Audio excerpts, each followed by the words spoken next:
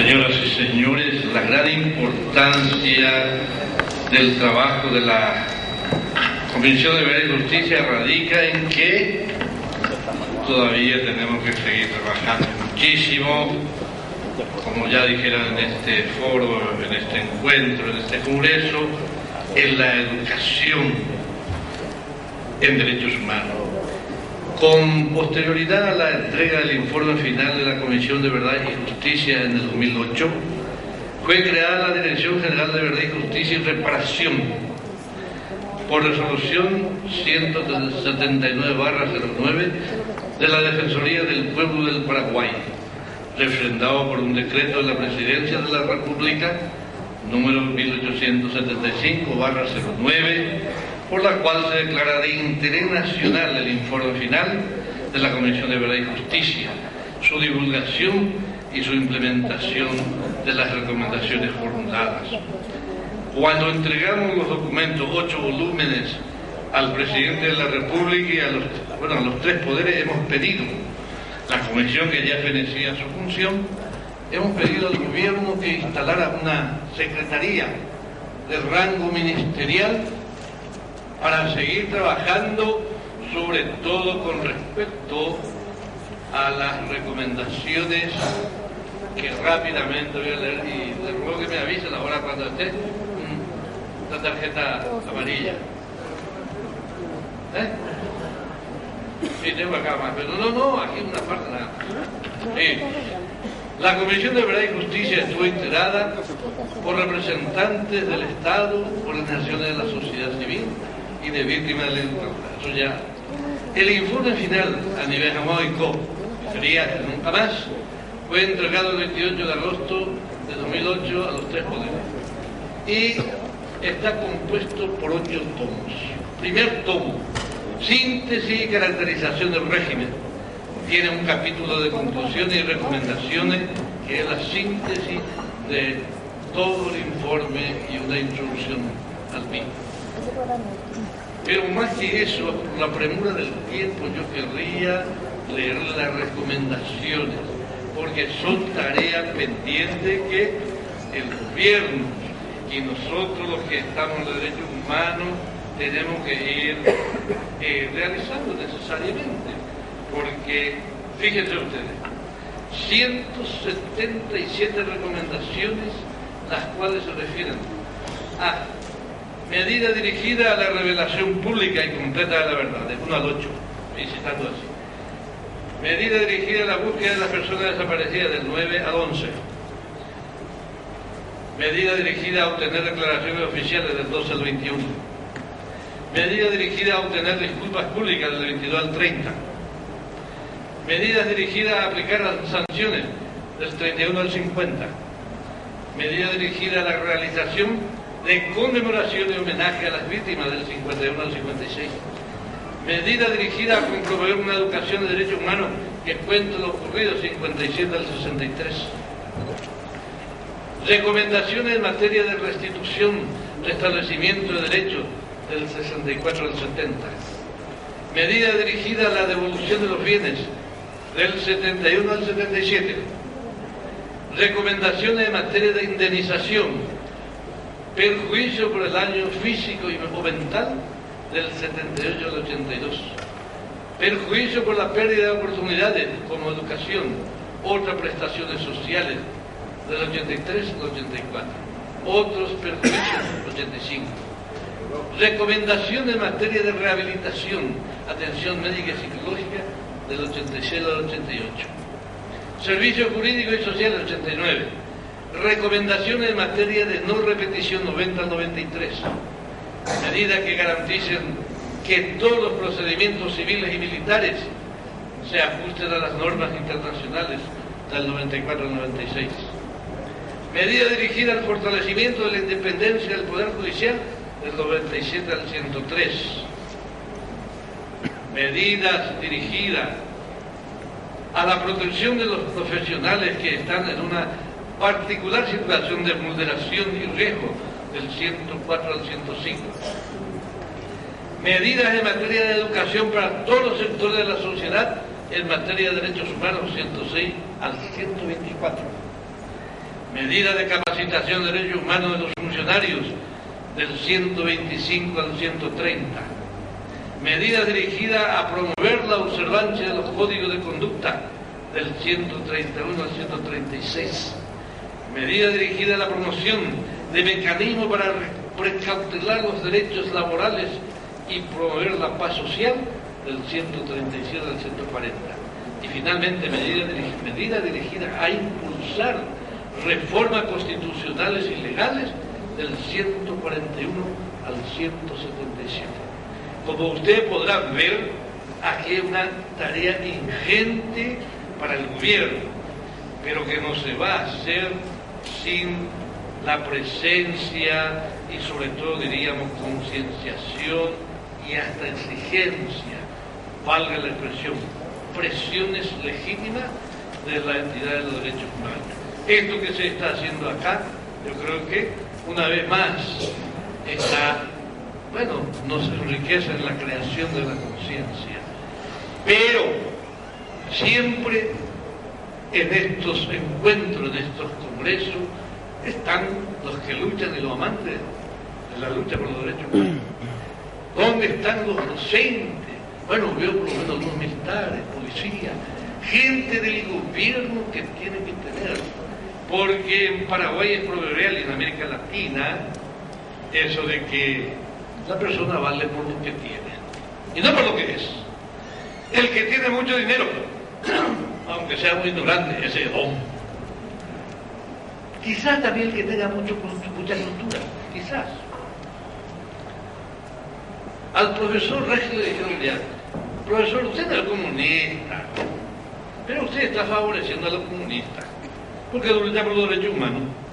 Y le dice un comisario, esta es la 109 veces que está entrando este detenido. Y él le dijo, gracias señor comisario, porque yo había perdido la cuenta. 109 veces. Bueno, es necesario que va. Nosotros hemos conseguido, la comisión ha conseguido con el Ministerio de Educación un convenio en el cual se estipula la enseñanza opcional del autoritarismo en la historia reciente del Paraguay. Asistieron muchos directores, pedagógicos, de direcciones, maestros guía y qué sé yo, pero yo no sé hasta qué punto se está haciendo esa instrucción en los colegios y las escuelas. Hace falta. Te digo como una señal de que hay que insistir en esto. En Misiones hubo la terrible represión del 76, yo estaba ahí. Desde el 70 soy sacerdote allá en Misiones. Cuando hablamos de esto, de derechos humanos, cuando hablamos de la Convención de Verdad y Justicia, mucha gente dice, quieren tapar los oídos. Vea, llegué y me vio. Ya otra vez con esta historia que ya pasó. ¿Por qué nos dejamos de lado y comenzamos una nueva época? Y nosotros decimos, no hay nueva época, no hay renovación, no hay un comienzo de nuestra historia si no sabemos el pasado.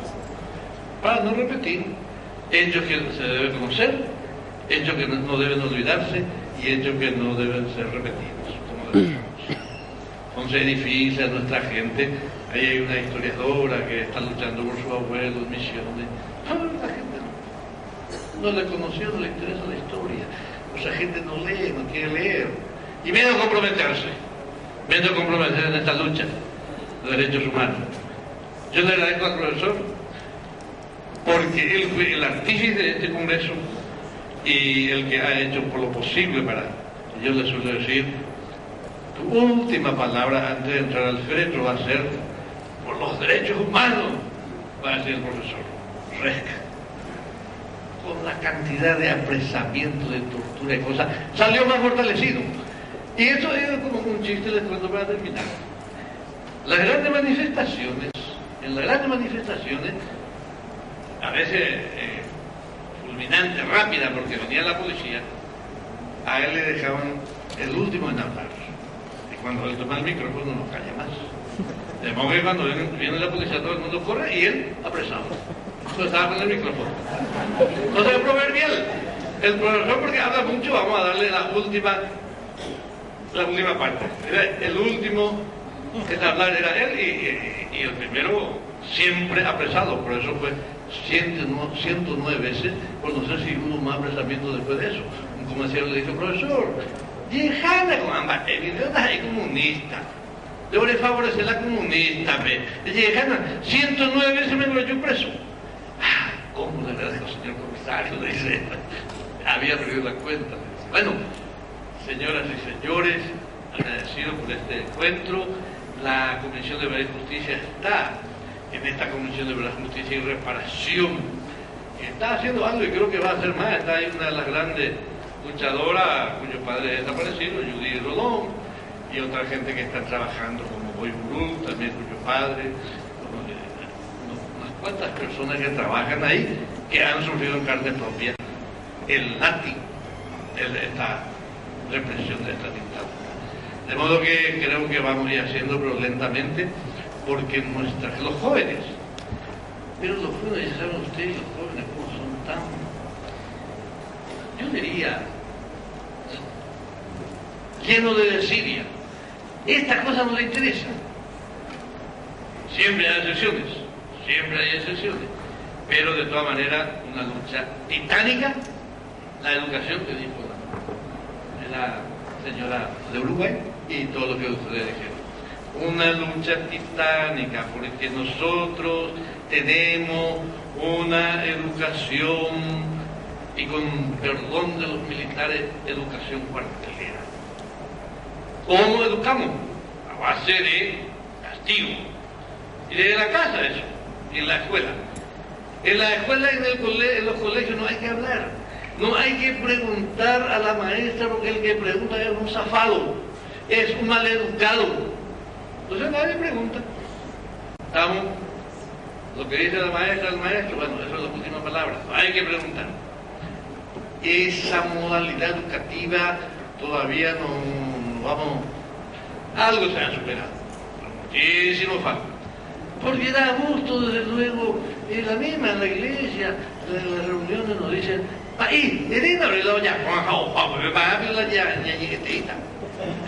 padre, díganos lo que tenemos que hacer y terminó. ¿Para qué discutir mucho acá? ¿Para qué reflexionar? Y eso pasa un poco en todos los ámbitos. De modo que este señor Stroessner estaba como pez en el agua, porque era el primer maestro, el primer deportista, el primer galán, el primer todo era el primero. Y la gente estaba contentísima porque él lo que hacía se hacía. Y además no se decía su nombre prohibido, habría que decir por orden superior.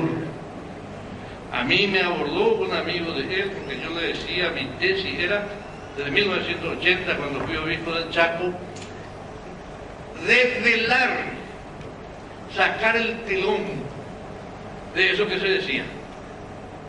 El presidente no sabe lo que hacen sus subalternos. Acá dijimos, no hubo ninguna coma que se hiciera, se pusiera sin orden de él. Pero no se tenía que decir su nombre, era orden superior. Y además prohibía que se hablara con alguna gente.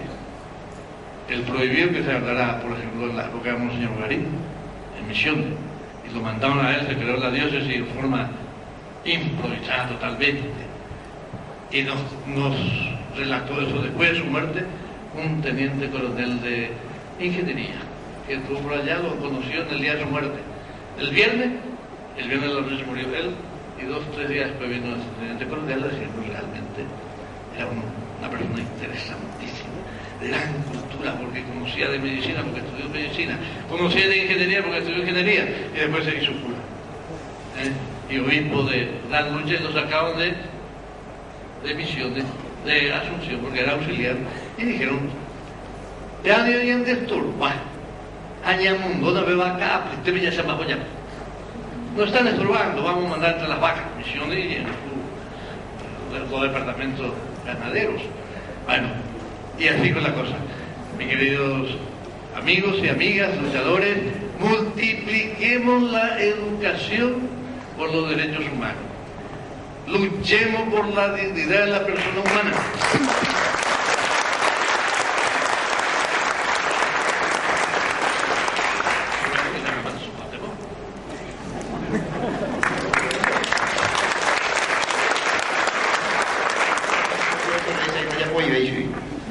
Entonces, y actuamos ya escribimos y si me por una pregunta y a quien sea, o en todo caso yo le pido brevedad porque tenemos que culminar nuestro acto, tenemos que hacer nuestro cierre. Entonces, ahí tenemos, vamos a ver, allá primero, ya es por turno, 1, 2, 3, 4, 5, pues yo mando a mí de 5 a la cual anotado. Y ahí el programa hay 3 compañeros y bigote y de cuál es la peor de jerita para esa bajera. Mi nombre es Antonio Salazar. Son 5 personas que le damos la palabra. 5 personas, porque si no hay posible ya en el día y ya no hay maldecita. Adelante. No se escucha, compa. La consulta que quiero hacer es decir, en qué estadio se encuentra o si existe plan procesamiento, juzgamiento y castigo a los responsables de esto.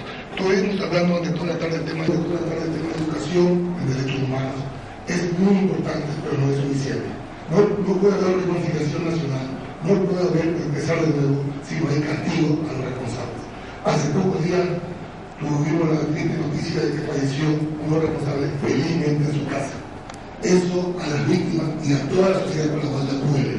Si los responsables no son condenados y no son mandados a prisión como cualquier hijo vecino, jamás van a cicatrizar las heridas. No es absolutamente una pregunta específica si existen planes, si hay ideas, si hay progreso, en qué estadio están el tema del juicio y castigos a los responsables. Gracias. Bien, gracias, compadre. Entonces anotamos la pregunta para, seríamos señor Medina, o vamos a ver si le puede responder a alguien. Ahí viene. La otra pregunta al compañero de camisa blanca, anotamos a la gente que pueda responder, que sea preciso la pregunta. Oi, não. Eu gostaria de falar sobre a educação. A doutora falou muito bem sobre esse direito, um direito básico que é a educação. Eu gostaria de saber as razões porque é um direito tão factuado, tão quebrado, tão difícil de ser respeitado. Um direito básico que forma o cidadão. E o cidadão educado jamais vai cometer tantas atrocidades. E a falha na educação possivelmente vai ocasionar cidadãos com defeito. Por que é tão negado o direito básico da educação? Porque os profissionais que trabalham na educação são tão mal pagos? Porque a educação deveria ser a espinha dorsal vital para a formação do cidadão é tão aleijada. Bien, gracias compañero. Entonces para la doctora Blenquio, la pregunta del compañero brasileño. Va el compañero que está ahí en la camisa negra. En el micrófono. Sí. Sí. Yo soy Miguel Ángel Fernández Segovia, presidente de filial Jonadé Tabayica Zapata. También presidente de Asociación de Productores Agroforestales, Reforestadores Medicinales y Servicio Uruguay CCI Limitada.